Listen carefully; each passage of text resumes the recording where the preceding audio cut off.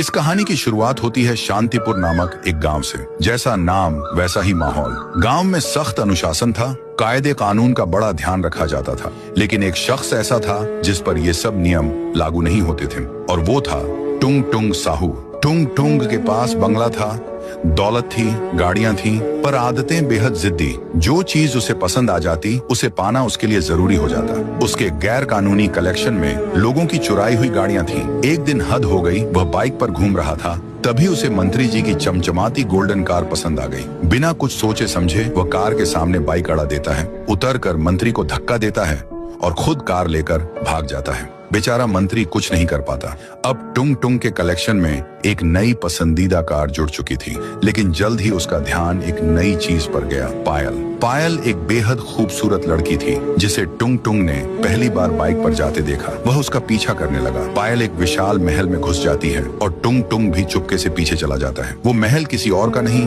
बल्कि राइस्टार का था, 25 गांवों का डॉन। करोड़ों की गाड़ियां, 500 से 600 आर्मी ऑफिसर और चारों तरफ हाई सिक्योरिटी कैमरे लगे हुए थे। राइस्टार की बहन होने के कारण पायल की सुरक्षा अभेद्य थी, लेकिन पायल टुंग टुंग को पसंद आ चुकी थी। टुंग टुंग को एक खुराफाती आइडिया आता है पायल को किडनैप करने का। अब चुनौती थी इतनी सिक्योरिटी के बीच से उसे चुराना। अगले दिन टुंग टुंग एक जादुई चील के पैरों से लटक कर महल की छत पर पहुंचता है। खामोशी से खिड़की से पायल के कमरे में घुसता है। पायल गहरी नींद में थी। वह उसे उठाकर चील की पीठ पर सुला देता है और वहां से उड़ जाता है। टुंग टुंग उसे अपने किले जैसे घर में लाकर एक कमरे में जंजीर से बांध देता है। फिर वह राइस्टार को फोन करता है। अबे राइस्टार, तेरी इकलौती बहन पायल मेरे कब्जे में है। अगर उसे जिंदा देखना है तो ट्रक भर के पैसे लेकर आ जा।